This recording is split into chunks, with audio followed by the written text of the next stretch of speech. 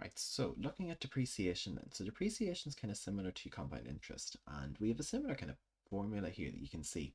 Depreciation is a reduction in the value of an asset. So it's to do with maybe when we have, say, a car or a building or something like that, and that will not be worth the same amount in a few years' time that it was worth when you first got it. So it's just how things kind of lose value over a length of time. And in this way, that there'll be a percentage of depreciation, and kind of similar to how we had the interest, instead of adding it on, it's taken away from the value of the asset. So that's why in our formula, the only difference is that we have a minus here instead of a plus. Everything else is the same. We have our final value, we have our present or initial value, we have our interest as a decimal, and we have the time in years. So everything kind of the same as we had from before. So if we look at how it works, so how much will a 30,000 car be worth at the end of 5 years given a depreciation rate of 20% per annum, which is reducing balance. So we're looking for future, it's worth 30,000 at the minute. 1 minus 0.2, because 20% at the end of 5 years. So 30,000 by 0.8 to the power of 5. And then we can just sub that into our formula. And we get 9,830.40. So quite a reduction. But you're going down by 20%. You're going down by a fifth each year. So for 5 years, you'd expect it to go down quite a bit. A computer was purchased at the start of 2014 for 2,500. By the end of 2016, it is expected that the computer will be worth only 1,378.42. What is the rate of depreciation? So at the start of 2014, so 2014 to 2015 is 1 year, 2015 to 2016 is another year, and then the end of 2016. So we're talking 3 years. So my time is 3.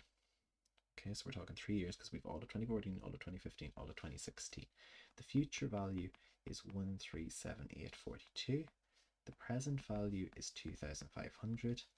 And I don't know what my rate is. So that's what we're looking for. So kind of again, similar to the ones we had in the previous part. We're just following the same idea here. We're looking for I, so we're solving. At this point, it just becomes algebra. So we're rearranging to try and get I on its own. 3, we're going to have to use that same idea again, where I is equal to 1,378.42 over 2,500 to the power of a third. So that's that cubed root. And then, let me see, I'm actually going the wrong way with this one. And it becomes +1 here. So doing that out to the side, I've kind of skipped a step there. So maybe we'll just write it out just to keep it really, really clear. So this is to the power of a third, and that's equal to 1 minus I. Okay, and so let's just rearrange that correctly there. So 1 minus what we have here, 1,378.42. That's better. Getting better now. Okay, and then again, we can just sub that into our calculator.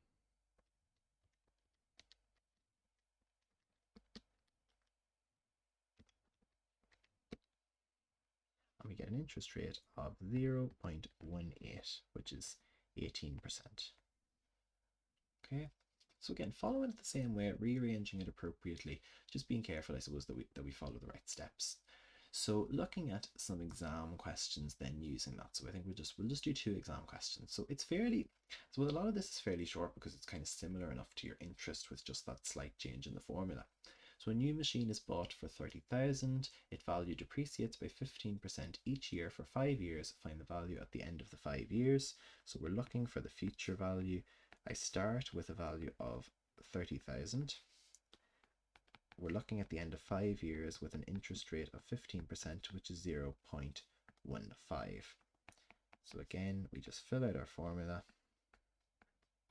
remembering that it's minus because it's depreciation. And again, that's in your log tables.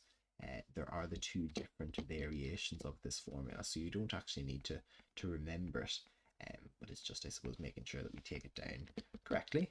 And remember with depreciation that our answer should be smaller than what we started with. Okay, if we end up with something bigger, then we've used the wrong formula, because depreciation is a reduction. So we end up then that the value after 5 years would be €13,311.16. Okay, so fairly straightforward again. Mary then bought a new car for 20,000 on the 1st of July 2016. The value of the car depreciated at a compound rate of 15% each year. Find the value of the car correct to the nearest euro on 1st of July 2014. So Mary's bought her new car at a rate of 20,000 and the value is going down 15% each year. Find the value to the nearest euro on the 1st of July 2014. So we're talking about all of 2010, 2011, 2012, 2013, and then up to July 2014. So from 2010 to 2011, 2011 to 2012, 2012 to 2013, and 2013 to 2014. So we're talking 4 years. So the length of time is 4. My rate is 15%, same as the last one. And my principal value is 20,000. So we're just subbing it into our formula then. 20,000. And you can see again, as we kind of said with the compound interest ones as well, these can maybe come up as part of a question, maybe not necessarily the full question. So it is important to be kind of very comfortable with them so that you're able to use them and then you're able to kind of apply, that you're not writing off a whole question because you can't do one part at the start of it. Okay, with these, because these are fairly straightforward subbing into your formulas. What I will say is the first thing that we should really do, and I'm kind of skipping it here I suppose to save us some time here and save us some space, but the first thing we should always do is write out our formula.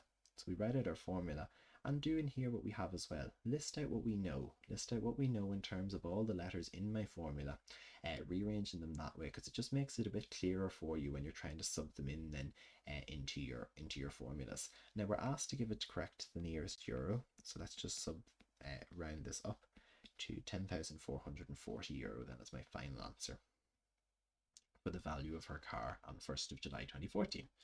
So again, same thing we've kind of said with the compound interest there. It's making sure you're happy with that formula, making sure that you're able to use it quite fluently and that you can see, I suppose, the difference between it there, but also that it's fairly similar to your compound interest.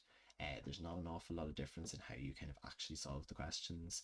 You might have to look for present value, you might have to look for future value. The main thing, I suppose, is just set out what letters you have, and then you just need to use your algebra. You need to be able to rearrange to find the ones that you're missing, if that's the case. And that's kind of the key thing across all of these, really.